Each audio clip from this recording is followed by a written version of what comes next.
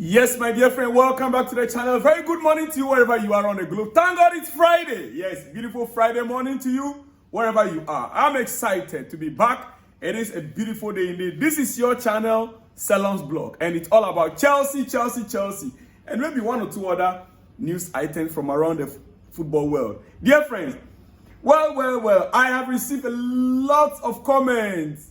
Maybe later today, I will come with your comments. Yes, and a shout out. I understand the nature of job we are doing. Sometimes, when you are doing your job, people will tend to disagree with you on certain issues, like we are having with Nicolas Jackson. No problem. I will not talk much about Nicolas Jackson this morning. There are a few things I will still be talking about on Nicolas Jackson, but right now, dear friend, we are starting on Trevor Chalobah. Yes, Trevor Chalobah is back to Cobham. And one of the things that came up before his return, we spoke at length about Trevor's return to Chelsea. It was embarrassing that Chelsea have to go back for the same player that we rejected, the same player that we neglected, that we treated as if, this is a Cobham product. Yes, but we are now being told that Trevor Chalobah was actually reluctant to return to Chelsea to merely fill out the squad due to the injuries. He was reluctant to just return to Chelsea to fill up the squad due to the injury situations. But Maresca, our head coach, Paul Winstanley and Lawrence Stewart offered him assurances. Otherwise, he wouldn't be back. They both three men, Maresca, Winstanley, and Stewart, they spoke to him and they offered him assurances that he will have meaningful first team role. Yeah. They gave him every assurance that he will have a meaningful first team role before he came. So now that he's back, I will expect him to fit into the squad straight away. At Crystal Palace, according to Crystal Palace head coach, he made it very clear. He was disappointed. He was not happy about it. Because he said Chelsea are getting Trevor back in a better shape than when they received him. Means when he was in Chelsea, the situation around him was said that he was not in a good shape. Now that the guy got himself back, full confidence, playing games and scoring goals. Trevor scored 3 goals as a defender for Crystal Palace this season on loan. 3 goals. Now, Chelsea, we now went for him. But anyway, it's good for us. We need it. I just want to hope that at the end of the season, he will not be pushed out again. If he has to go at all, let it be his own choice. His own decision. That is what I would like the Chelsea hierarchy to do. All right. More on transfer news. Bayern director Abel confirms. Bayern director, yes. One of the executive directors of Bayern Munich, Abel, confirms Christopher Nkunku deal is complicated. For those of you that are thinking Christopher is going to Bayern Munich, well, one of their directors confirmed that Christopher Nkunku's deal is actually a complicated one. He said we have a squad that is sufficiently equipped in terms of quantity and quality. We have no interest in doing anything in January. Case closed. I'm quoting him. He said, we have no interest in doing anything in January. Chelsea fans, Chris going to Bayern, not in this January transfer window. Like I told you, yesterday, even if Christopher is to go to Bayern Munich, he will not start ahead of Harry Kane. No. There are about 2 or 3 players that are ahead of him. He will still be on the bench. So is he leaving Chelsea to go to Bayern to continue to be on the bench, or he would rather wait for his own turn? Whenever he's gotten the opportunity, he utilize it at Chelsea. So Christopher to Bayern, for now, it's on hold.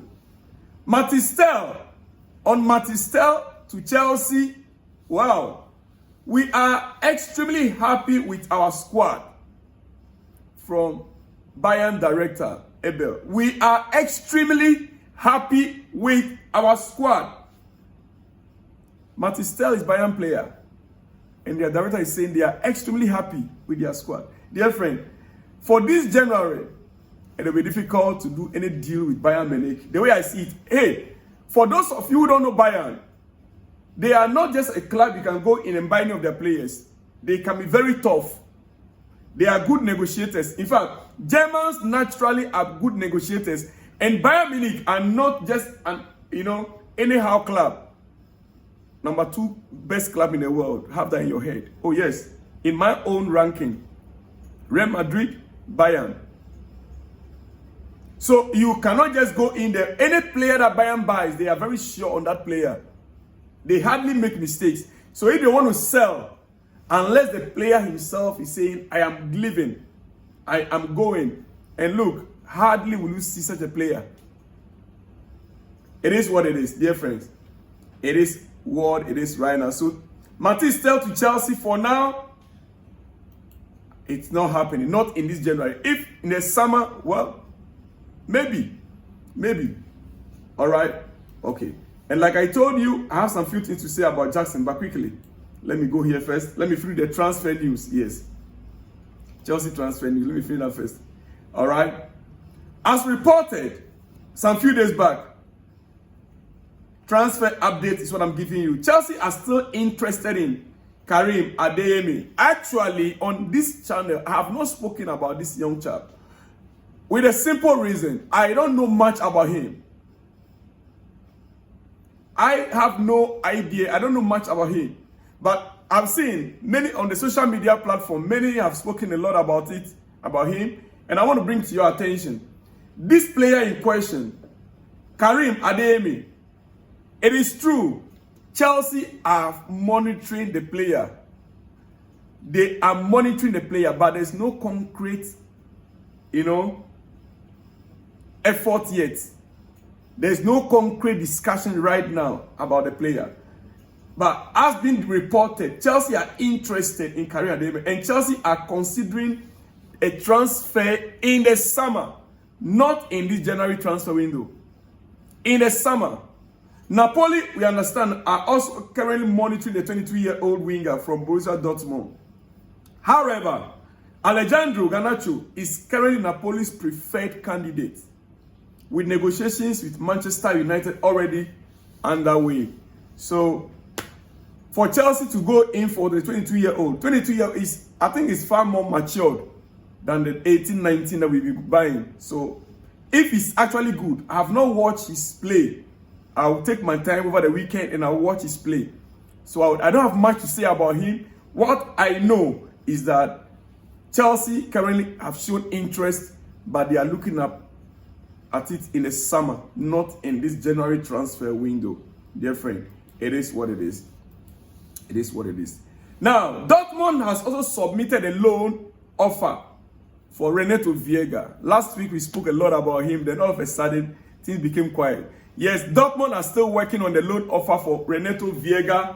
Proposal includes option to buy and have agreed to pay a loan fee, plus cover full salary. That's the most important. Dortmund had agreed to cover the player's full salary, Renato Veiga's full salary, as it stands right now. So if Veiga should go on loan to Dortmund, Chelsea are not going to be paying his salary, but rather Dortmund will pay, and they will also be paying loan fee.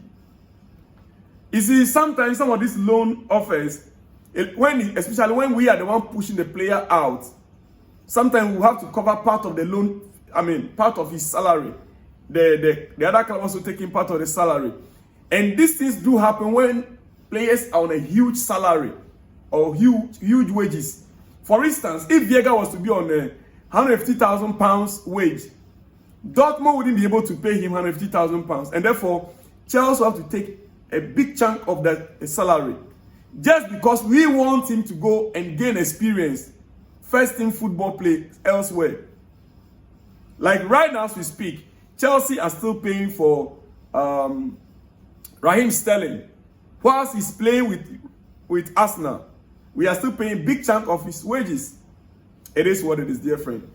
It is what it is. So, Dortmund submitted a loan offer for Renato Veiga, and that proposal includes option to buy, and they have agreed to pay the loan fee, which we are yet to know how much they'll be paying as the loan fee, and cover his full salary. It is what it is, dear friends. All right. Cesare Casadei exit. Dear friend, we are in a transfer window. Cesare Casadei exit. Chelsea have been approached again by Borussia Dortmund in the last 24 hours. Yes, in the last 24 hours on both Casadei and Renato Veiga. So in this case, Dortmund are not just only in for Veiga, but rather they also have Casadei in their mind. Casadei is a midfielder or DM. You know, I mean, he's a very good midfielder. And so Dortmund are taking a close look at him as well. The two clubs are in contact to discuss the formula for the deal. They are in contact to discuss the formula for the deal. So Casadei, many clubs in Europe, in Italy especially, I think Girona also showed interest. They presented the first offer worth about, I think something below 10 million euro. And Chelsea rejected it. They want to buy him outright. And Chelsea rejected that from them. So many clubs around Europe, especially Italy, are interested in Casadei. After all, he's an Italian. So you understand why the Italian clubs are coming in for him. All right. Okay. Let's now go to some other transfer news outside Chelsea before we go into some other news items. Dear friends, it is a beautiful Friday and I'm excited to be back. And I will be back later this afternoon for more exclusives.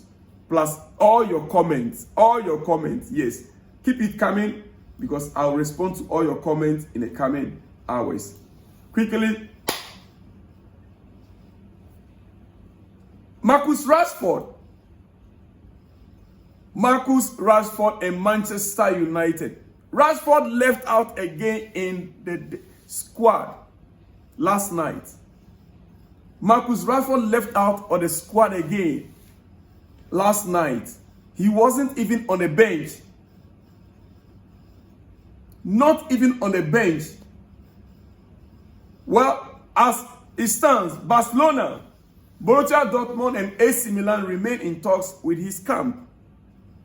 Alejandro Garnacho starts his second game in a row.